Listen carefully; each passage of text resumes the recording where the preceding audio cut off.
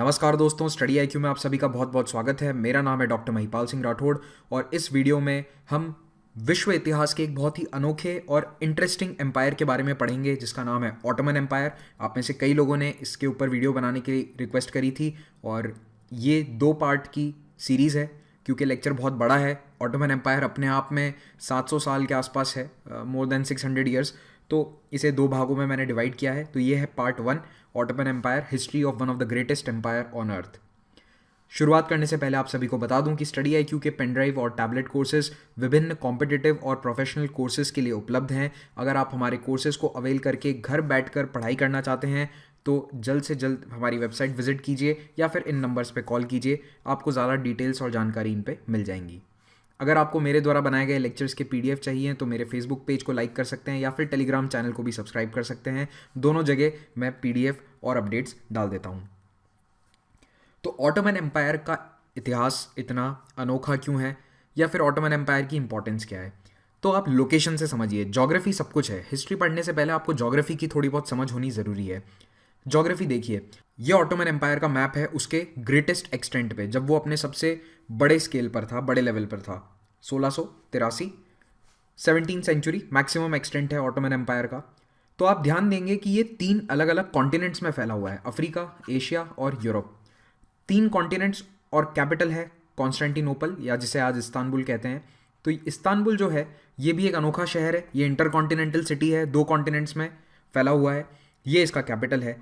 तो आप इसकी लोकेशन समझिए। एक तरफ तो ऊपर रशिया, तो रशिया से दक्षिण की अगर तरफ जाना है तो ये इंपॉर्टेंट रूट है कॉन्स्टेंटिनोपल का।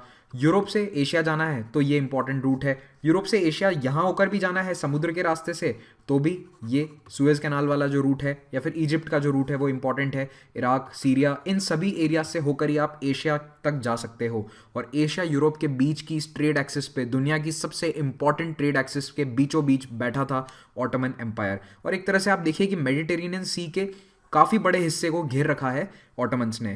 केवल बस ये वाला इस वेस्टर्न यूरोप का जो हिस्सा है ये ऑटोमन्स के अंडर में कभी नहीं रहा। उसके अलावा लगभग पूरा मेडिटेरेनियन कोस्ट, यहाँ पर रेड सी का कोस्ट ऑटोमन एम्पायर के अधीन था।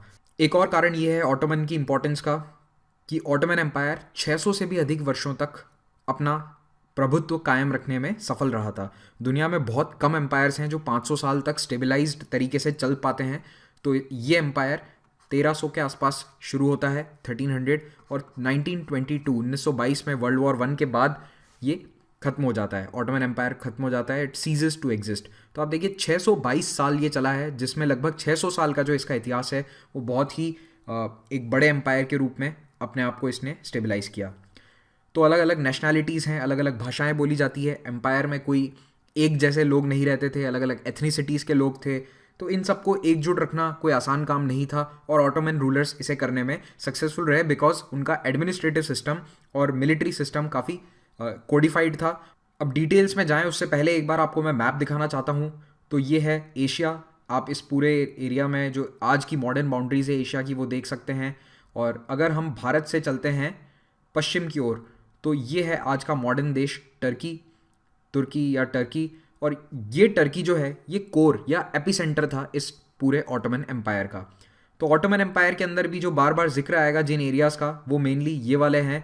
आप देखिए ये है इस्तांबुल शहर। अब इसका नाम 1922 में इस्तांबुल कर दिया गया था। पुराना नाम था कॉन्स्टेंटिनोपल, बाइजेंटियम और कॉन्स्टेंटिनोपल, कॉन्स्टेंटिनिये, अलग अलग नाम है इसके। अभी हम देखेंगे कि कैसे नाम अलग अलग पड़े।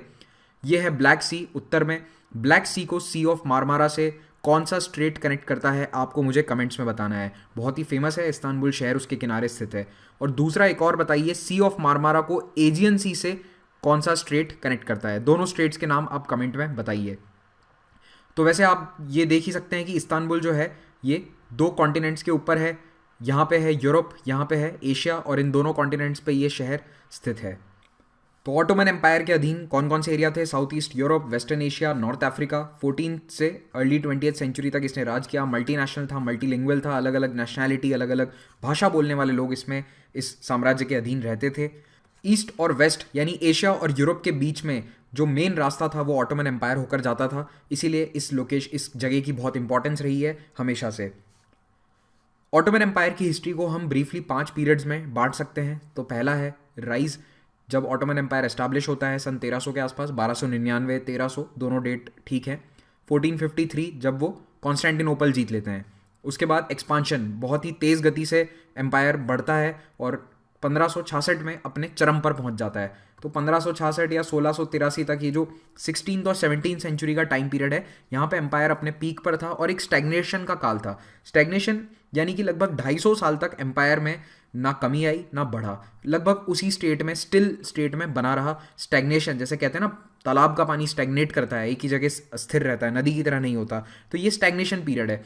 अब कई हिस्टोरियंस इसे डिक्लाइन भी कहते हैं कि यहाँ से ही डिक्लाइन या डाउनफॉल शुरू हो गया था ऑटोमन का। लेकिन मॉडर्न हिस्टोरियंस अभी पिछले 15-20 सालों में एक नई थियरी उभर कर आई है कि ये कोई डिक्लाइन नहीं था। एम्पायर इस पीरियड में नॉर्मल था, स्टेबल था, अपना काम कर रहे थे, एक्सपांड नहीं कर रहे थे लेकिन श्रिंक भी नहीं कर रहे थे, छोटे भी नहीं हो रहे थे। तो ये पीरियड डिक्लाइन का नहीं है। तो डिक्लाइन मेनली जो माना जाता है ऑटोमन्स का वो 19वीं सदी में है, 1828 में, जब बाकी दुनिया काफ़ी मॉडर्नाइज कर गई, ऑटोमन्स बहुत पीछे रह गए, मिलिट्रीली पिछड़ते गए। तो जो ऑटोमन मिलिट्रीज लेजेंडरी थी, 300 सालों तक उन्होंने दुनिया की हर लड़ाई जीती थी, वो 19वीं सदी के अंदर आकर हारने लग गई, आसपास के एम्पायर से पीछे हो गई। और फाइनली वर्ल्ड वॉर 1 जो था उसने ऑटोमन एम्पायर के ताबूत में आखिरी कील डाल दी और 1922 में ऑटोमन एम्पायर समाप्त हो जाता है। उसके बाद टर्की में रेवोल्यूशन हुआ और किसके नेतृत्व में? मुस्तफ़ा कमाल अतातुर्क के नेतृत्व में मॉडर्न टर्की का एस्टैब्लिशमेंट होता है, टर्की एक रिपब्लिक की तरह उभर कर आता है। तो इस लेक्चर में पार्ट 1 में मैं आपको मेनली राइज और एक्सपांशन वाला जो पीरियड है ये पढ़ाऊंगा और ये बाकी वाला जो समय काल है ये हम नेक्स्ट लेक्चर में पढ़ेंगे, क्योंकि मेन जो इंपॉर्टेंट सुल्तान हैं वो इसी पीरियड में है, जिनके बारे में कभी एग्जाम्स में पूछा जा सकता है या फिर जिनके बारे में आपको जानना इंटरेस्टिंग लगेगा। इस काल में इतने कोई खास इंपॉर्टेंट सुल्तान नहीं है, लेकिन हाँ जो एक ट्रेंड्स हैं, क्या क्या एडमिनिस्ट्रेटिव क्वालिटीज़ थी एम्पायर की, वो सब हम नेक्स्ट लेक्चर में देखेंगे। और ये पीरियड काफ़ी इंपॉर्टेंट है कि डिक्लाइन कैसे होता है, वर्ल्ड वॉर 1 के आसपास के समय की जो पॉलिटिक्स है वो काफ़ी इंपॉर्टेंट है, ये भी सब नेक्स्ट लेक्चर में कवर होगा। तो ऑटोमन एम्पायर की कहानी शुरू करने से पहले आपको रोमन एम्पायर के बारे में पता होना चाहिए। रोमन एम्पायर जो इटली में, रोम में केंद्रित था, रोम शहर है, ये रहा इटली के अंदर। अब आपको शायद इसमें दिखेगा नहीं लिखा हुआ, लेकिन ये रोम शहर है। रोम में एक एम्पायर या मोनार्की या रिपब्लिक अलग अलग समय में कैरेक्टर बदलता गया, लेकिन एक कंटिन्यूस एस्टैब्लिशमेंट था 753 बीसी से 753 बीसी, लगभग आज से 2700 साल पहले से रोमन एम्पायर था और ये किसी ना किसी रूप में 1453 एडी तक जारी रहा। इसका कैरेक्टरिस्टिक बदला, साइज बदली, लेकिन एक एम्पायर कंटिन्यूसली ऑलमोस्ट 2000 साल तक दुनिया के इस बड़े हिस्से पे राज करता है। तो ये जो शुरुआत रोमन किंगडम से हुई थी, बाद में रिपब्लिक हुआ, फिर से उसके बाद रोमन एम्पायर हुआ, वो हिस्ट्री हमारे लिए इंपॉर्टेंट नहीं है। अगर आप चाहते हैं तो कमेंट में बताइए, कोशिश करूंगा रोमन एम्पायर पे भी सीरीज़ कभी ला सकूं। वैसे इंडिया के पॉइंट ऑफ व्यू से वो बिल्कुल भी इंपॉर्टेंट नहीं है। आप बस इतना सा याद रखिए कि रोमन एम्पायर अपने चरम पर था 1st और 2nd सेंचुरी एडी में। तो ये 117 एडी का मैप है, जब ऑलमोस्ट पूरा यूरोप और उत्तरी अफ्रीका और यहाँ पे टर्की वाला जो एरिया है ये रोमन एम्पायर के अधीन था। और रोमन एम्पायर में फिर कुछ घटनाएं होती है जिसके कारण कैपिटल शिफ्ट किया जाता है रोम से, कहाँ पर? यहाँ पर कॉन्स्टेंटिनोपल, बाइजेंटियम में। तो उसके बाद बाइजेंटीन एम्पायर की स्थापना होती है। देखो शहर पुराना था, छोटा शहर था यहाँ पे बाइजेंटियम, लेकिन इस बाइजेंटियम को कैपिटल बना दिया किसने? कॉन्स्टेंटीन नाम के एक रोमन एम्पायर ने 330 में कैपिटल शिफ्ट कर दिया। और कुछ साल बाद क्या हुआ 395 के अंदर कि ये रोम जो है 2 हिस्सों में बंट जाता है। इधर वाला इनको कहा गया कि आप अपना संभालो, हम अपना देखेंगे, यहाँ पे हम अपना कैपिटल बाइजेंटियम रखेंगे। तो रोम 2 हिस्सों में बंट जाता है, ईस्टर्न रोमन एम्पायर और वेस्टर्न रोमन एम्पायर। तो ये देखो आप इसमें क्लियरली देख सकते हो मैप में। तो धीरे धीरे ये वाला जो रोम है ना ये खत्म हो गया। ये एम्पायर 2 हिस्सों में बंटने के कुछ सालों के अंदर अंदर ही वेस्टर्न रोमन एम्पायर पूरी तरह से खत्म हो गया। सब अलग अलग इंडिपेंडेंट हो गए अपने अपने, क्योंकि काफ़ी अटैक्स होते गए, ट्राइब्स से बहुत लड़ाइयाँ थी, तो इसीलिए ये वाला एम्पायर खत्म हो गया। लेकिन ये वाला जो है ये जारी रहा। तो ये रोम खत्म होने के बाद ये वाला रोम जारी रहता है और अब यही रोम कहलाया है, यही रोमन एम्पायर हो चुका है। और अब इसका कैपिटल है बाइजेंटियम, जिसका नाम बदल के कर दिया गया कॉन्स्टेंटिनोपल। किसके पीछे? इसी कॉन्स्टेंटीन एम्पायर के पीछे। अब बाइजेंटियम फिर से उस वेस्टर्न रोमन एम्पायर की कुछ टेरिटरीज पे तो कब्जा जमा लेता है और अपने चरम पर आ जाता है 6th सेंचुरी तक, यानी 100 साल में इन्होंने भी वही सब था, रोमन कैरेक्टरिस्टिक्स थे, रोमन आर्ट, कल्चर, लिटरेचर, सब कुछ बाइजेंटियम के अंदर शिफ्ट हो गया था रोम की जगह। लेकिन अब एपी सेंटर क्या है? पूरे एम्पायर का सेंटर ये है, क्योंकि कैपिटल भी यहाँ है। तो इन्होंने कुछ एरिया इटली तक तो वापस अपने कंट्रोल में ले लिया, लेकिन स्पेन, इंग्लैंड, ये वाली टेरिटरीज वापस अपने कंट्रोल में नहीं ले पाए। और ये एम्पायर कितना साल चलता है? लगभग 1000 साल चलता है। तो 395 में इसकी एस्टैब्लिशमेंट है और 1453 में ख़त्म होता है। तो हालांकि ये 6-7 सेंचुरी तक अच्छा खासा बड़ा एम्पायर था, लेकिन जैसा हर एम्पायर के साथ होता है दुनिया में, डाउनफॉल आता है। धीरे धीरे टेरिटरीज इनके हाथ से छूटती गई और इनके पास अंत तक 1400 आते आते देखो क्या बचा, केवल इतना सा एरिया, मेनली कॉन्स्टेंटिनोपल शहर और उसके आसपास के कुछ आइलैंड्स और यहाँ पे कुछ कोस्टल टेरिटरीज। और ये जो डाउनफॉल है, इसके बाद इस डाउनफॉल के कारण जो अलग अलग एरियाज थे उनमें अलग अलग सल्तनत या फिर कहीं पे इंडिपेंडेंट किंगडम्स उभर कर आए। तो उसी क्रम में टर्की में आता है सल्तनत ऑफ रूम। आपको बस इतना याद रखना, ये रूम भी रोम से ही निकला था शब्द। तो यहाँ पे एक अलग सल्तनत आ जाती है जिसे कहते हैं सल्तनत ऑफ रूम। ये लगभग 1100 के आसपास आती है। अगेन ईयर इंपॉर्टेंट नहीं है, आप बस ये याद रखो कि यहाँ पे एक छोटी सी सल्तनत आ गई थी जो आज का जो ये टर्की है, जिसे एनाटोलियन पेनिनसुला कहते हैं हम। ये क्या है? एनाटोलिया, इसे एनाटोलिया भी कहा जाता है, एनाटोलियन पेनिनसुला। इस पे कब्जा हो गया था सल्तनत ऑफ रूम और बाद में वो सल्तनत ऑफ रूम भी छोटे छोटे हिस्सों में बिखर गई थी, टूट गई थी। ठीक है, तो आप बस ये याद रखना एक तो कि इस पूरे एरिया को कहते हैं एनाटोलिया। तो इस एनाटोलियन प्लेटू या इस एनाटोलियन पेनिनसुला के अंदर अलग अलग तुर्किक ट्राइब्स हैं, अलग अलग तुर्किक ट्राइब्स हैं। और ये तुर्किक ट्राइब्स छोटे छोटे एरियाज को कंट्रोल करती हैं, अपने लोकल एरियाज को। आप समझ लीजिए एक डिस्ट्रिक्ट या 2-3 डिस्ट्रिक्ट के बराबर का एरियाज अलग अलग ट्राइब्स के पास है। और ये ट्राइब्स वैसे अपना कंट्रोल रखती थी, लेकिन नॉमिनली मानती थी कि हाँ जो सल्तनत ऑफ रूम है हम उनके अधीन हैं। तो इन्हीं ट्राइब्स में एक ट्राइब थी जिसका नाम था काई ट्राइब। आई होप मैं नाम सही प्रोनाउंस कर रहा हूँ, मेरा कोई तुर्किक दोस्त नहीं है जिससे मैं प्रोनाउंसिएशन सही तरीके से पूछ सकूँ। तो अगर कोई गलती होती है और आप तुर्किक जानते हैं तो I am sorry in advance. तो काई ट्राइब का एक लीडर था उस्मान, और ये जो उस्मान नाम का लीडर है, इसी के पीछे, इस फर्स्ट ऑटोमन सुल्तान के पीछे इसे ऑटोमन कहा जाता है। एक्चुअली उस्मान को अरबी में उथमान भी कहते हैं, तो इसे आप ऐसे भी लिख सकते हैं, उथमान भी लिखा जाता है कई बार। तो उस्मान या उथमान, तो इस उथमान के पीछे ही ऑटोमान वहाँ से शब्द निकलता है और उस्मान के जो वंशज हैं वो ऑटोमन कहलाए। तो उस वक्त तक ये सुल्तान नहीं थे, ठीक है, सुल्तान की उपाधि इन्होंने अभी तक ली नहीं थी। ये अपने आप को बे कहते थे, बेग या बे, ठीक है, जिससे, और बेग की जो वाइफ होती है वो कहलाती है बेगम। तो आप देखेंगे कि कई सारे वर्ड्स मिलते जुलते हैं, क्योंकि इंडिया में भी आपने ये वर्ड सुने होंगे, क्योंकि मुगल एम्पायर भी क्या था, एक तरह से टर्को मंगोल लीनियज थी मुगल एम्पायर की भी, तो कुछ शब्द आपको मिलते जुलते भी लग सकते हैं। तो ये बे जो है ये छोटे छोटे एरियाज अपने अंडर रखते थे, और इन बे के जो एरियाज हैं, जो टेरिटरी है, वो कहलाती थी बेलिक, ठीक है, ये बेलिक।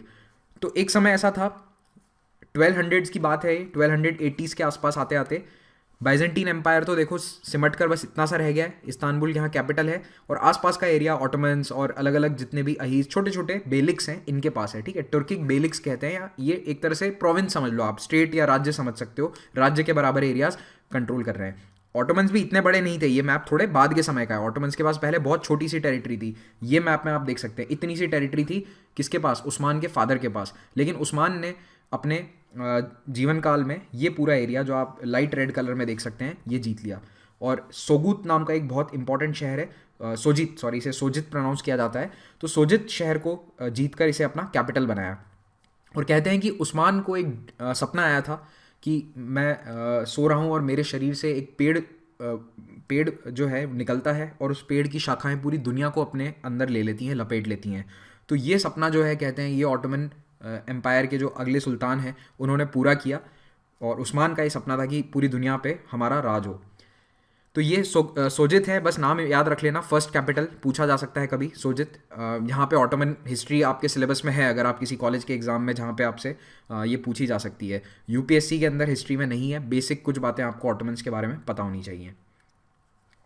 अब जो ऑटोमन एम्पायर की शुरुआत है उस वक्त की रिकॉर्डेड हिस्ट्री नहीं है, क्योंकि देखो तुर्क्स जो हैं वो सेमी नोमैडिक थे जैसे मंगोल्स थे, तो यहाँ पे रिटन हिस्ट्री का बहुत बड़ा अभाव है। जब ये सेटल हो गए, अच्छे से सल्तनत एस्टैब्लिश हो गई, उसके बाद रिकॉर्ड्स लिखे जाने लगे, तो शुरुआती 100 सालों के जो रिकॉर्ड्स हैं ना वो बाद में लिखे गए थे, इसीलिए उन पे थोड़ा सा भरोसा करना मुश्किल है, क्योंकि कई बातें तो पता चल जाता है पढ़ के कि ये मिथिक है। जैसे अब वो पेड़ वाली बात है, वो आया ना आया सपना, लेकिन लिख दिया किसी ने तो बात सच हो गई, ठीक है, ऐसे सपने तो कई लोगों को आते हैं। तो अर्ली ऑटोमन पीरियड की हिस्ट्री इतनी क्लियर नहीं है, लेकिन हाँ ईयर हमें पता है और किसने कितना एक्सपांशन किया।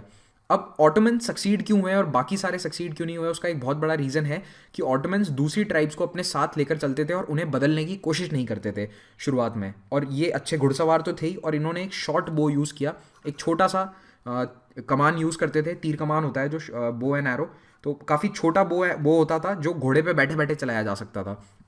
तो वैसे भी तुर्क्स अपने हॉर्समैनशिप के लिए फेमस हैं, तो इनकी हॉर्समैनशिप, शॉर्ट बो और सारी ट्राइब्स को साथ लेकर चलने का जो पॉलिसी थी, इसके कारण इनका एक्सपांशन बहुत तेज़ी से हुआ।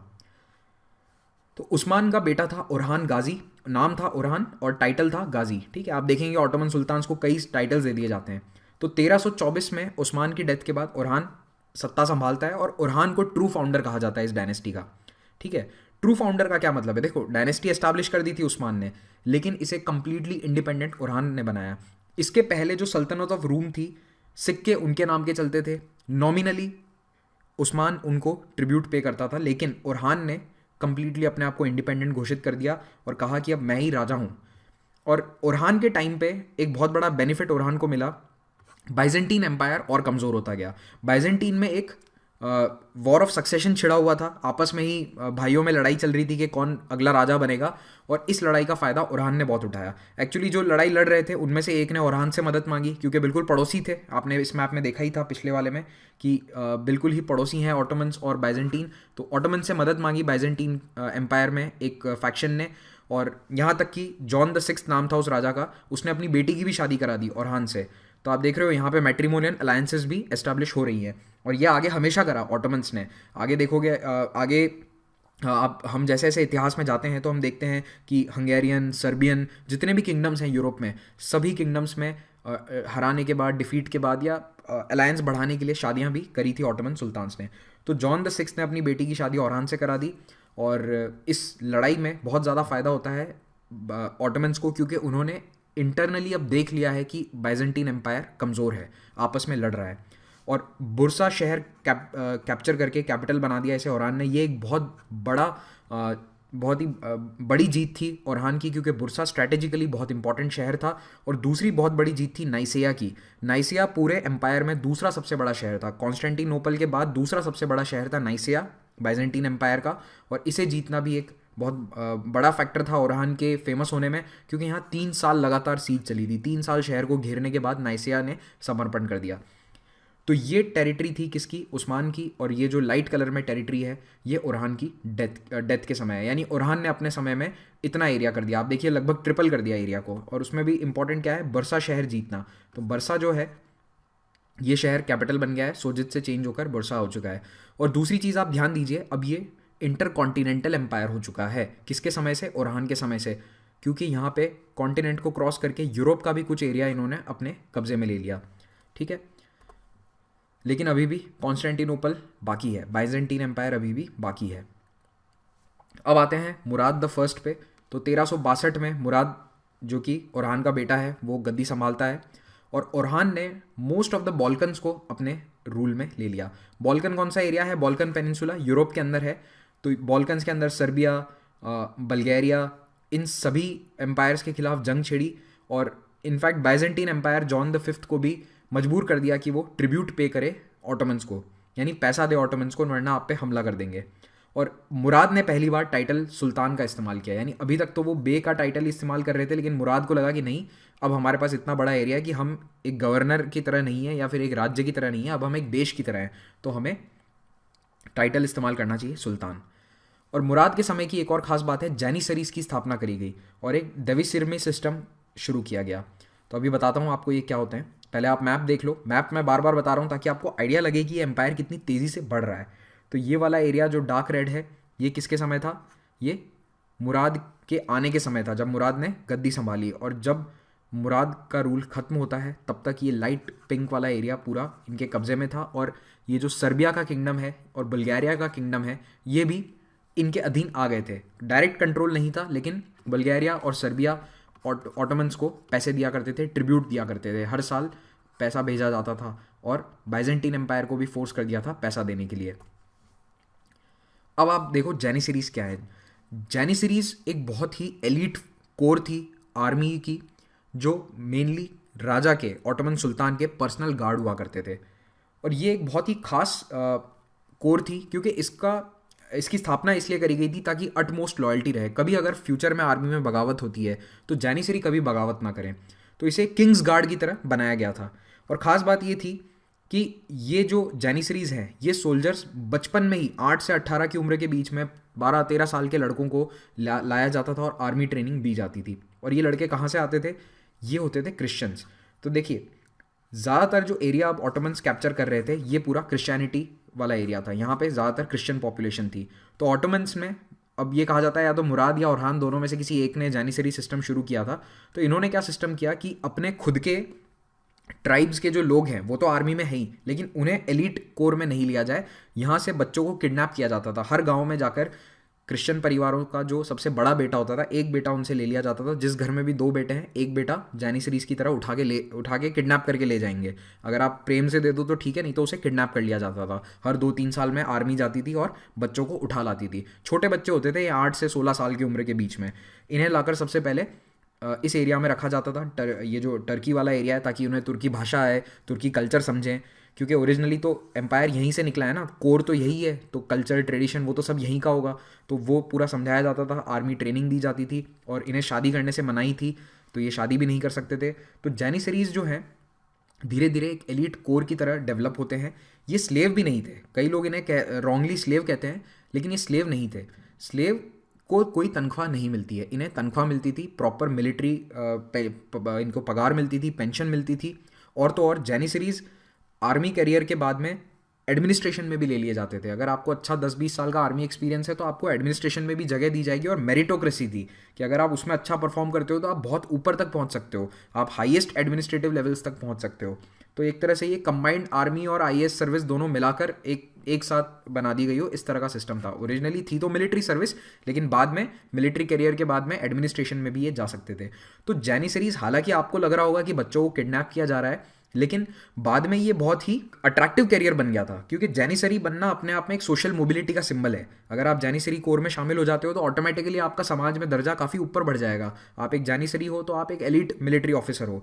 तो शुरुआत इसकी किडनैपिंग से हुई थी। 200-300 साल ये सिस्टम रहा भी था, बाद में इसे बंद कर दिया था ऑटोमन्स ने। काफ़ी आगे जाकर 200 साल बाद इसे बंद कर दिया गया था। लेकिन हाँ, शुरुआत में जो जितने भी जैनिसरीज हैं वो सब क्रिश्चियन हुआ करते थे और बाद में उन्हें किडनैप करके आर्मी में ज्वाइन करवाया जाता था।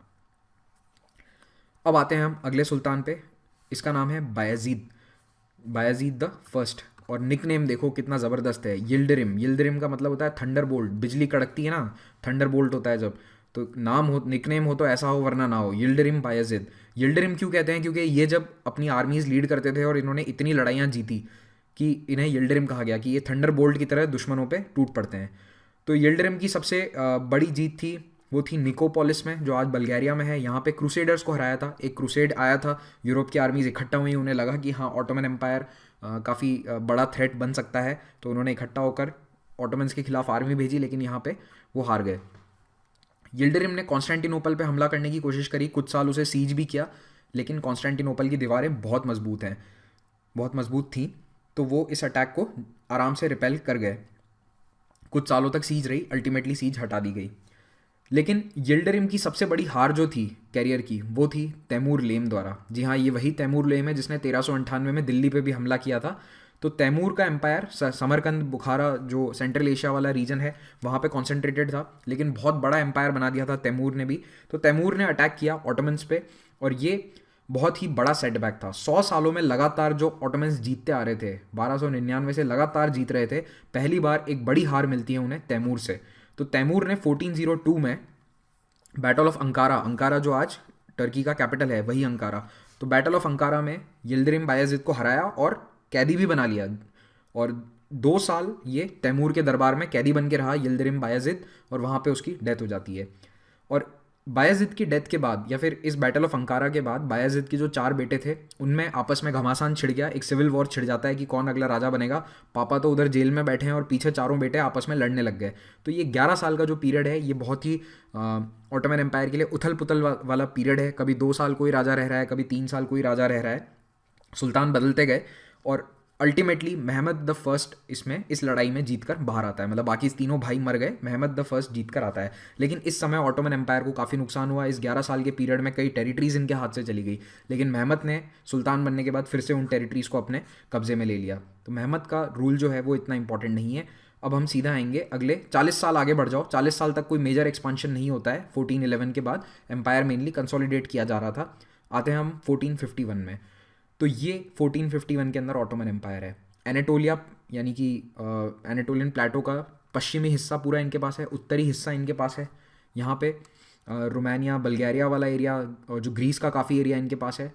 तो इस एरिया को तो ये कहते थे रोमेलिया, दो नाम था। इन्होंने अपने एम्पायर को दो हिस्सों में, मतलब दो बड़े बड़े प्रोविंसेस में बांट रखा था, एनाटोलिया और रोमेलिया। ठीक है, रोमेलिया मतलब वही रोम से निकला हुआ शब्द है रोमेलिया। तो रोमेलिया और एनाटोलिया ये दो मेजर डिवीजन थे इनके एम्पायर के। बीच में अभी भी कॉन्स्टेंटिनोपल बचा हुआ है, बीच में अभी भी बाइजेंटीन एम्पायर का कुछ एरिया है। ये यहाँ पे कई सारे आइलैंड्स हैं जो बाइजेंटीन एम्पायर के थे। तो अब इन्हें वक्त आ गया था ऑटोमन्स की, चारों तरफ से हम बाइजेंटीन को घेर चुके हैं, तो अब प्रॉपर टाइम है इन्हें हराने का। तो ये था कॉन्स्टेंटिनोपल का नक्शा उस समय में। कॉन्स्टेंटिनोपल आपको लग रहा होगा कि इतना छोटा सा है, लेकिन आप समझो कि कॉन्स्टेंटिनोपल शहर बहुत ही मजबूत था। इसकी दीवारें 1000 साल तक खड़ी रही थी। 1000 साल तक इन्होंने अलग अलग अटैक्स को रिपेल किया था। तीन तरफ से, ये दो तरफ से समुद्र से घिरा हुआ था और एक तरफ इसकी ये वाली लैंड वाली दीवारें हैं। तो समुद्री फोर्टिफिकेशंस जो हैं वो भी बहुत स्ट्रांग थे। देखिए आप, चारों तरफ दीवार बनी हुई है। अगर आप ध्यान दोगे इस मैप के अंदर, ये उस समय का एक पेंटिंग है, तो ये दिखा रही है कि चारों तरफ शहर के बहुत ही मजबूत दीवारें बनी हुई है। तो इस शहर को जीतना इतना आसान नहीं था। कई लोगों ने कोशिश करी, इनफैक्ट ऑटोमन्स ने भी पहले कोशिश करी थी और सक्सेसफुल नहीं हो पाए थे। तो अब एक जवान सुल्तान आता है, महमद द सेकंड, जिसे महमद द कॉन्करर भी कहा जाता है, क्योंकि इस महमद ने कॉन्स्टेंटिनोपल को कॉन्कर कर लिया था।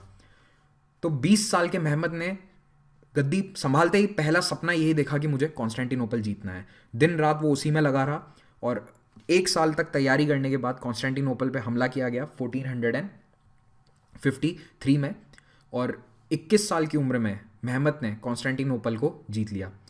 तो कॉन्स्टेंटिनोपल जो है, इसे जीतने के बाद इसे कैपिटल बना दिया गया और महमद ने ऑटोमन नेवी को भी बहुत स्ट्रांग बनाया। नेवी में बहुत सारे जहाज़ ऐड किए और अब बाइजेंटीन एम्पायर पूरी तरह से ख़त्म हो चुका था।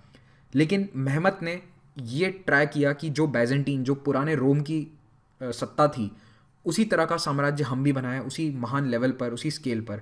तो कई पॉलिटिकल सोशल रिफॉर्म्स लाए गए, आर्ट्स एंड साइंसेस को बढ़ावा दिया गया।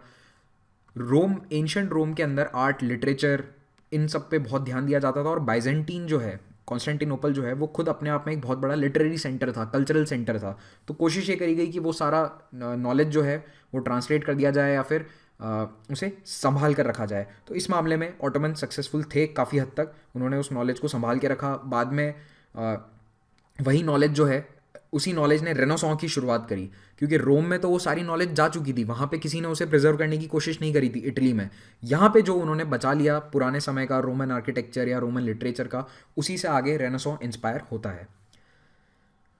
तो महमद के समय में एम्पायर अब इकोनॉमिकली भी बहुत पावरफुल था, क्योंकि अब पूरा ट्रेड रूट इनके कब्जे में था। अब जो रशिया से एजियन सी की तरफ का जो रास्ता है वो भी पूरी तरह से इनके पास आ चुका था, क्योंकि कॉन्स्टेंटिनोपल इन्होंने जीत लिया था। तो अब जितना भी ओवरलैंड ट्रेड रूट है यूरोप और एशिया का, वो पूरा ऑटोमन्स कंट्रोल करते थे और इसने इन्हें इकोनॉमिकली बहुत ताकतवर बना दिया। और जब आदमी के पास पैसा आता है तो पूरी दुनिया में सबसे पहले लोग क्या करते हैं, घर बनाते हैं। तो महमद ने भी यही किया, अपना पैलेस बनाया, तोपकापी पैलेस। और ये पैलेस इतना बड़ा है कि इसे बनने में भी बहुत साल लगे थे, 40-50 साल में बना था। और ये अगले 500 सालों तक ऑटोमन सुल्तान्स का ऑफिशियल रेजिडेंस रहा। 19वीं सेंचुरी तक ये ऑफिशियल रेजिडेंस रहा। कभी आपको जीवन में मौका मिलता है इस्तांबुल जाने का, तोपकापी पैलेस ज़रूर जाइएगा। मैं गया नहीं हूँ, लेकिन मैंने काफ़ी इसके बारे में सुना है, काफ़ी पढ़ा है। तोपकापी पैलेस बहुत ही बड़ा है और आप ऑटोमन्स की जो लेविश लाइफस्टाइल है वो आप सोच नहीं सकते हैं। मतलब आपको एक उदाहरण देता हूँ, आप गर्मियों में शरबत पीते होंगे बर्फ़ डालकर अपने फ्रिज से निकाल कर। तो अब उस ज़माने में फ्रिज होता नहीं था, तो ऑटोमन सुल्तान्स के लिए पास की पहाड़ियों से 50-60 किलोमीटर दूर से बर्फ़ पहाड़ों से लाई जाती थी, खच्चर पे लाद कर बर्फ़ लाई जाती थी तोपकापी पैलेस में और सबको शरबत पिलाया जाता था। इस लेवल की लेविश लाइफस्टाइल हुआ करती थी ऑटोमन्स की। लेकिन ये सब लेविश लाइफस्टाइल क्यों हुई? क्योंकि इकोनॉमी बहुत स्ट्रांग थी। शुरुआत के 100 सालों में नहीं, उसके बाद, मेनली कॉन्स्टेंटिनोपल कैप्चर करने के बाद। दोस्तों, कॉन्स्टेंटिनोपल की लड़ाई जो थी, सीज ऑफ कॉन्स्टेंटिनोपल, उसमें एक बहुत ज़बरदस्त किस्सा है। यहाँ पे समय नहीं है कि मैं आपको पूरी लड़ाई के बारे में बता सकूँ, लेकिन एक बस पिक्चर शेयर करना चाहता हूँ। हुआ ये कि वो जो मैंने आपको बताया था शहर दो तरफ से पानी से घिरा हुआ है, तो वहाँ पे जहाज़ नहीं जा सकते थे ड्यू टू सम रीज़न। तो मेहमत ने जहाज़ों को एक पहाड़ी पे चढ़ाया, ये देखो जहाज़ जो है पहाड़ी पे लोग लेकर जा रहे हैं, और उस तरफ दूसरी तरफ उतारा ताकि दूसरी साइड से अटैक किया जा सके। तो शायद ऐसा पहली बार हुआ होगा कि जहाज़ों को पहाड़ी के ऊपर चढ़ाकर फिर से पानी में उतारा गया। तो बहुत ही इंटरेस्टिंग किस्से हैं इस बैटल के भी।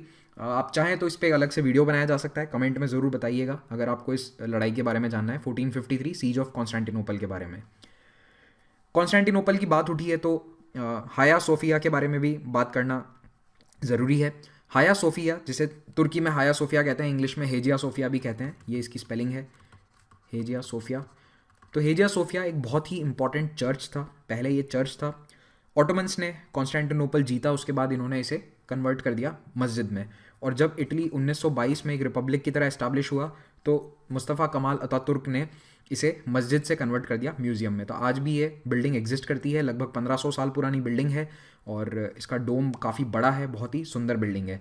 तो इसका आपको बेसिक नाम पता होना चाहिए, हेजिया सोफिया। कई मूवीज़ में आपने इसे देखा होगा, मेरे ख्याल से जेम्स बॉन्ड मूवी जो थी, जो लास्ट टू लास्ट मूवी थी शायद, उसमें भी ये इसका बैकड्रॉप यूज़ किया गया था। तो महमद द सेकेंड जो है, उसने एम्पायर को अपने ट्रेडिशनल सिस्टम से थोड़ा अलग तरह से एस्टाब्लिश किया।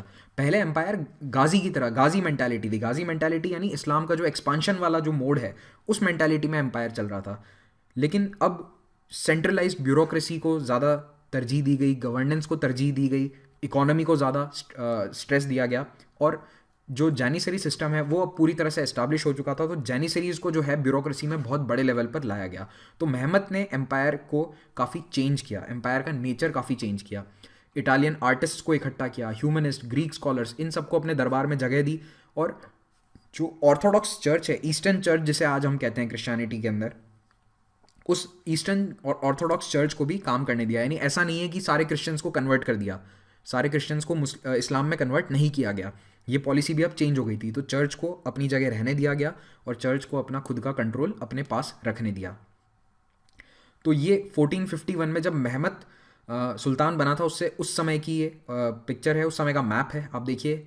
और अब देखिए मैप, तो ये वाला एरिया जो है सदर्न एनाटोलिया का, ये अपने कंट्रोल में ले लिया। यहाँ पे बॉल्कन्स के अंदर भी एक्सपांशन होता है, और क्राइमिया भी अब कंट्रोल में आ गया है। क्राइमिया वही जो आज रशिया और यूक्रेन के बीच में बहुत इंपॉर्टेंट और स्ट्रेटेजिक लोकेशन है। क्राइमिया भी अब ऑटोमन्स के अंडर आ चुका था 1481 में, जब महमद द सेकेंड की डेथ होती है। महमद की डेथ के बाद बायजीद द सेकेंड आता है 1481 में। इतना इंपॉर्टेंट नहीं है, इसने कुछ खास नहीं किया, बस एम्पायर को कंसोलिडेट किया। एक इंपॉर्टेंट घटना होती है सफ़ाविद रिबेलियन। सफ़ाविद्स इस पर्शिया के सूफीज़ थे, और इन्होंने एम्पायर के खिलाफ बगावत करी और अल्टीमेटली अपना खुद का सफ़ाविद एम्पायर एस्टैब्लिश कर दिया। जी हाँ, ये वही सफ़ाविद डायनेस्टी है जिसके शाह तहमास्प ने हुमायूं को भी पनाह दी थी। तो ये सफ़ाविद एम्पायर कहाँ पे एस्टैब्लिश होता है? पर्शिया में। और ये कई सालों तक लगातार ऑटोमन्स के साथ लड़ाई में रहे, और इनके बीच में ये जो आज का इराक वाला एरिया है, ये हमेशा इसके लिए लड़ाई लड़ते रहे। तो हालांकि बाद में अल्टीमेटली ऑटोमन्स ने ये अपने कब्जे में ले लिया, लेकिन काफ़ी सालों तक इसको लेकर लड़ाई चलती रही। और इधर मुगल्स से इनकी लड़ाई किसको लेकर चलती थी? कंधार और काबुल को लेकर। कंधार काबुल को लेकर लगातार मुगल्स और सफ़ाविद की लड़ाइयाँ चलती रही। अब देखो, एक बड़ा एरिया बचता है जो इनके पास नहीं था, वो था इजिप्ट। तो इजिप्ट में किसका रूल था? मामलुक्स का। मामलुक डायनेस्टी थी। ये भारत वाले मामलुक नहीं है, ये मामलुक तुर्क नहीं है। हाँ, ओरिजिनली वही है, मामलुक्स ही हैं ये, लेकिन भारत में एक अलग उसकी ब्रांच थी और इजिप्ट में अलग। तो इजिप्ट में मामलुक डायनेस्टी, जो सीरिया, दमास्कस, इज़राइल, आज का जो एरिया बता रहा हूँ, इस पूरे एरिया को, यानी जो पैलेस्टाइन या लेवांट कहलाता है, इस एरिया में राज कर रही थी मामलुक डायनेस्टी। और मक्का मदीना का कंट्रोल भी इनके पास था। ये बहुत इंपॉर्टेंट फैक्टर है। देखो, जो मक्का और मदीना को कंट्रोल करता है, इस्लाम में उसकी बहुत इंपॉर्टेंस हो जाएगी। तो इस्लामिक, पूरे दुनिया के इस्लामिक वर्ल्ड में उसको किसकी तरह देखा जाएगा? कैलिफ की तरह। तो जो मक्का मदीना को कंट्रोल करता है, वो डायनेस्टी का राजा ही कैलिफ या खलीफा कहलाएगा। तो उस वक्त तक खलीफा कौन था? मामलुक्स। तो अब वक्त आता है मामलुक्स को हराने का। तो सलीम द फर्स्ट, 8 साल का छोटा सा राज, लेकिन सलीम ने बहुत लड़ाइयाँ जीती और ऑटोमन एम्पायर को बहुत तेज़ी से और एक्सपांड किया। तो सबसे बड़ी जीत जो सलीम की थी, वो थी सफ़ाविद्स के खिलाफ 1514 में।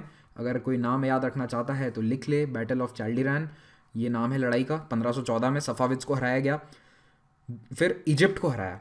इजिप्ट के जो मामलुक्स हैं उन्हें वहाँ से हटा दिया और मिडिल ईस्टर्न एरियाज़ जो हैं, मिडिल ईस्ट का हार्टलैंड है, ये पूरा एरिया ये अपने कब्ज़े में लिया। मक्का मदीना अब ऑटोमन्स के कंट्रोल में आ चुका था और अब ऑफिशियली मक्का मदीना का गार्डियन कौन है? Ottoman emperor. और इसी कारण ऑटोमन एम्परर अब कहलाएगा खलीफा या कैलिफ। और 1922 तक ये पोजीशन इन्हीं के पास रही थी। तो 1517 में ये ऑफिशियली ऑटोमन सुल्तान खलीफा घोषित होता है और अगले 400 साल तक ये पोजीशन उनके पास रही। 1922 में जब ऑटोमन सुल्तान को हटा दिया गया तो पूरी दुनिया के अंदर एक प्रोटेस्ट होता है मुस्लिम्स द्वारा। पूरी दुनिया के इस्लामिक कंट्रीज़ के अंदर, साथ साथ भारत में भी हुआ था, जिसे हम क्या कहते हैं? खिलाफत। याद करो, खिलाफत आंदोलन जो नॉन कोऑपरेशन के साथ साथ चल रहा था, जिसे गांधी जी का भी फुल सपोर्ट था। तो ये खिलाफत इसीलिए हुआ था क्योंकि ऑटोमन सुल्तान को हटाया गया था। तो आपको ये याद रखना है, Salim the first is first Ottoman caliph. और उससे पहले कौन थे? मामलुक सुल्तान हुआ करते थे। तो अब देखिए सीरिया, ये टेरिटरी जो आपको दिख रही है, सीरिया और इजिप्ट की, ये पूरी टेरिटरी सलीम ने ऐड कर दी थी। ठीक है, यहाँ पे ये टेरिटरी और इधर ये वाली टेरिटरीज ऐड करी गई थी सलीम द्वारा। और अभी और एक्सपांशन बाकी है। तो अब अगला एक्सपांशन जो है वो किया जाएगा सुलेमान द मैग्निफिसेंट द्वारा। सुलेमान द मैग्निफिसेंट वहाँ का अकबर है। जैसे भारत के अंदर मुगल एम्पायर के अंदर अकबर को देखा जाता है, या फिर जैसे मौर्य वंश के अंदर किसे देखा जाता है? अशोक को या चंद्रगुप्त मौर्य की जो इंपॉर्टेंस है वही सुलेमान द मैग्निफिसेंट की है। नाम से ही आपको पता चल जाएगा, मैग्निफिसेंट, जिसके नाम में ही मैग्निफिसेंट है उसने कुछ ना कुछ अच्छा ही किया होगा। तो ज़्यादातर जगह जहाँ ऑटोमन एम्पायर्स को या एम्परर्स को दिखाया जाता है यही फ़ोटो आपको देखने को मिलेगी। तो इनका ये अनियन शेप्ड टर्बन, खास करके ये पहना हुआ गेटअप आपको दिखेगा। तो सुलेमान का राज है 1520 से 1566, one of the longest reigning Ottoman emperors. Suleiman को वेस्टर्न स्कॉलर तो कहते हैं मैग्निफिसेंट, लेकिन जो टर्किश हिस्टोरियंस हैं वो कहते हैं कानूनी सुल्तान सुलेमान, क्योंकि सुलेमान ने लॉ में बहुत सारे चेंजेस किए, लॉ को हार्मोनाइज किया, पूरे देश के अंदर एक जैसा कानून लाया, अलग अलग कोड्स लेकर आए, हर चीज़ के लिए फिक्स कानून बनाया गया। तो इसीलिए इसे कानूनी सुल्तान सुलेमान भी कहा जाता है। तो ये बहुत फेमस और ग्रेट लेजिस्लेटर था और न्याय का बहुत बड़ा पक्षकार था, यानी जस्टिस होना चाहिए सोसाइटी में, देश में। जब तक जस्टिस नहीं होगा तब तक देश स्टेबल नहीं हो पाएगा, ये थिंकिंग थी सुलेमान की। सुलेमान के रूल के टाइम पे ऑटोमन एम्पायर अपने चरम पर था, अपने जेनिथ पर था, चाहे वो इकोनॉमी हो, मिलिट्री हो, पॉलिटिकल पावर हो, हर तरह से अपने टॉप लेवल पर था ऑटोमन एम्पायर।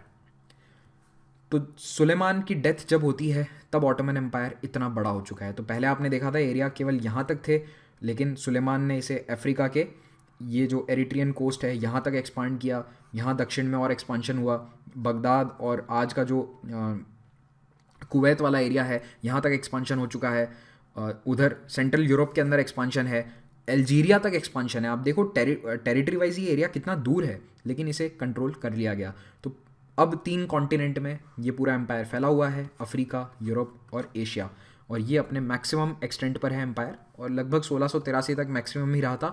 उसके बाद धीरे धीरे कुछ कुछ टेरिटरीज इंडिपेंडेंट होती गई और 19th सेंचुरी में जाकर ये जो यूरोपियन देश हैं इन्होंने अपनी इंडिपेंडेंस घोषित कर दी, ग्रीस और अन्य देशों ने। तो सुलेमान द मैग्निफिसेंट का टेरिटोरियल एक्सपांशन आई होप आप समझ सकते हैं। तो जहाँ केवल 300 साल पहले, सन 1300 में, 300 भी नहीं 250 साल पहले बस इतना सा एरिया था ऑटोमन्स के पास, तो 250 साल के अंदर ये एरिया इतना बड़ा हो चुका है। तो सुलेमान ने 13 कैंपेन्स लीड किए और Suleiman personally military campaign lead करता था, इसीलिए भी ये बहुत फेमस है क्योंकि पर्सनली हर बैटल में इसने लीड किया अपनी आर्मी को। कई इंपॉर्टेंट लड़ाइयाँ जीती इसने, हंगरी अपने कंट्रोल में लेकर आए, यहाँ पे हंगरी जो है हंगरी इनके कंट्रोल में आता है, बगदाद जीत लिया, बगदाद सफाविद से जीता गया, मिडिल ईस्ट के कई एरियाज एक्सपांड किए, अल्जीरिया, पूरा नॉर्थ अफ्रीका। लेकिन एक बहुत बड़ी हार थी सुलेमान की, जो शायद सबसे इंपॉर्टेंट है यूरोप की हिस्ट्री में, मिडिवल एजेस में, कि ऑटोमन एम्पायर का जो विजयी रथ है वो कहाँ पर आके रुकता है? वियना पे। यहाँ पे लिखा हुआ नहीं दिखेगा, लेकिन ये वियना शहर है, ऑस्ट्रिया का कैपिटल।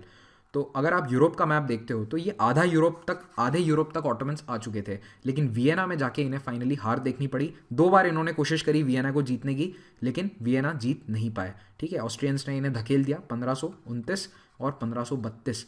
दोनों बार इन्होंने अटैक किया और ख़राब मौसम या बीमारी, कई सारी वजहें थी जिससे ऑटोमन आर्मी यहाँ पर हार जाती है, सीज ऑफ वियना सक्सेसफुल नहीं होती है। फाइनली और यहाँ पे जाकर ऑटोमन्स रुक जाते हैं, इसके आगे वो बढ़ नहीं पाए।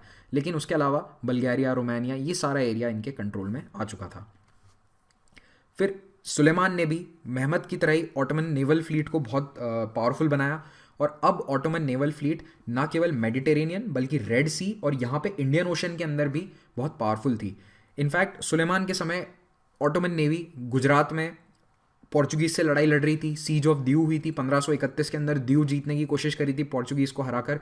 और इंडियन ओशन में पोर्चुगीज उस वक्त बहुत पावरफुल थे, कार्टाज सिस्टम अपना चला रहे थे, तो कार्टाज सिस्टम को तोड़ने के लिए ऑटोमन्स और पोर्चुगीज की लगातार लड़ाइयाँ होती है। बाय द वे पोर्चुगीज ने ऑटोमन्स को सरकमवेंट करने के लिए ही ये अफ्रीका के नीचे से घूम के रास्ता निकाला था भारत तक के लिए, ताकि ऑटोमन्स के थ्रू ना जाना पड़े यहाँ पे भारत से व्यापार करने के लिए। ओके, तो ऑटोमन नेवी ध्यान रखना कहाँ कहाँ तक पहुँच चुकी थी, इंडियन ओशन तक, रेड सी तक, और यहाँ तक कि मलेशिया में एक जगह है जिसका नाम है आचे है, ठीक है, मलेशिया में है आज के। तो मलेशिया में जो आचे का सुल्तान था उसने भी एक बार हेल्प मांगी थी ऑटोमन से और वो हेल्प भी भेजी गई थी।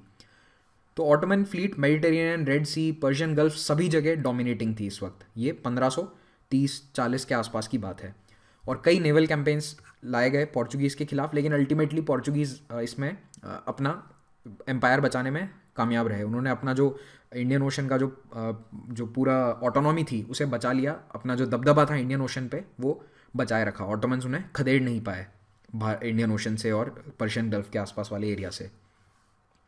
फिर सुलेमान ने लेजिस्लेटिव चेंजेस किए, समाज में, एजुकेशन में, टैक्सेशन में, क्रिमिनल लॉ में हर तरह के चेंजेस लाए गए, शरिया लॉ को हार्मोनाइज किया गया। फिर कल्चर में बहुत सारे चेंजेस दिए गए। सुलेमान खुद एक बहुत बड़ा पेट्रन था कल्चर का। कहते हैं कि सुलेमान ने 300 से भी ज़्यादा मस्जिदें बनवाई एनाटोलिया में, और गोल्डन एज माना जाता है इस फेज़ को, सुलेमान के राज को ऑटोमन एम्पायर का गोल्डन एज कहा जाता है। क्यों? क्योंकि आर्ट, लिटरेचर, आर्किटेक्चर, इन सब में बहुत डेवलपमेंट्स होते हैं। फिर बड़े बड़े जो काम सुलेमान ने करवाया आर्किटेक्चर में, उनमें से एक था सुलेमानिये मॉस्क। सुलेमानिये मस्जिद इस्तांबुल में है और ये इसकी फ़ोटो है। तो ये सुलेमानिया मॉस्क है, हेजिया सोफिया के बाद में ये दूसरी सबसे बड़ी मस्जिद है इस्तांबुल की। तो इसे बनवाया, इसे कमीशन किया। फिर काबा, जो आज आप देखते हो मक्का के अंदर काबा आपको देखने को मिलता है, उसको रेनोवेट कराया। तो मेजरली जो आज काबा देखने को मिलता है वो उसी समय का बनाया हुआ है। और जेरूसलम शहर की दीवारें भी रिपेयर करवाई। तो जो हिस्टोरिक सिटी है जेरूसलम का, और उसमें जो डोम ऑफ रॉक है उसे भी रेनोवेट कराया गया था। तो जेरूसलम शहर की आज जो दीवारें देखने को मिलती हैं वो सुलेमान द्वारा बनाई गई हैं 500 साल पहले। हालांकि जेरूसलम तो बहुत पुराना शहर है, 3000 से 4000 साल पुराना बताया जाता है, तो लगातार उसमें रेनोवेशन होते रहे हैं। लेकिन जो अभी लेटेस्ट जो दीवारें हमें देखने को मिलती हैं वो सुलेमान द्वारा बनवाई गई थी 16वीं सदी में। फिर एक और पॉइंट है आर्किटेक्चर में, आप देखो टर्किश आर्किटेक्चर अपनी ज्योमेट्री के लिए बहुत फेमस है। इसमें पैटर्न्स आपको सारे ज्योमेट्रिकल देखने को मिलेंगे। तो यहाँ पे पर्शियन और टर्किश जो पैटर्न्स हैं कुछ कुछ मिलते जुलते हैं लेकिन कुछ डिफरेंट भी हैं। मेनली आप ध्यान रखिएगा ज्योमेट्री है और फ्लोरल पैटर्न्स हैं बहुत सारे, और एक टर्कवाइज कलर का बहुत यूज़ किया गया है। टर्कवाइज ये वाला कलर होता है, ये जो इस तरह का ब्लू है, और इसे टर्कवाइज कलर को कहते ही इसीलिए क्योंकि ये टर्की में इस्तेमाल किया गया। तो जो वेस्टर्न देशों के लोग हैं, फ्रेंच और इंग्लिश ट्रैवलर्स जाते थे वहाँ पे इस्तांबुल में, देखते थे ये वाला कलर बहुत यूज़ किया जाता है, तो वो आके बोलते थे कि वो टर्कवाइज कलर है। उस कलर का नाम ही देश के पीछे पड़ गया या साम्राज्य के पीछे पड़ गया, टर्कवाइज। मैंने आपसे एक सवाल पूछा था कौन से स्ट्रेट्स कनेक्ट करते हैं लेक्चर की शुरुआत में, तो उसका आंसर है पहला straits of Dardanelles. Straits of Dardanelles connect करते हैं सी ऑफ मारमारा को एजियन सी से, और दूसरा है यहाँ पे स्ट्रेट्स ऑफ बॉस्फोरस जो कनेक्ट करते हैं ब्लैक सी को सी ऑफ मारमारा से। तो ये सवाल का जवाब है। अगले लेक्चर में मैं आपसे डिस्कस करने वाला हूँ 1566 के बाद। हालांकि सुल्तान से इतने इंपॉर्टेंट नहीं है, लेकिन जो ऑटोमन एम्पायर का डिक्लाइन है वो काफ़ी इंपॉर्टेंट है, उसे हम डिस्कस करेंगे। और वर्ल्ड वॉर 1 तक की हिस्ट्री देखेंगे कि कैसे ऑटोमन एम्पायर फाइनली खत्म होता है। इसी के साथ ये लेक्चर समाप्त होता है। आपको ये लेक्चर कैसा लगा कमेंट में ज़रूर बताइए, अपना फीडबैक दीजिए मुझे। Thank you very much for watching this. Have a great day.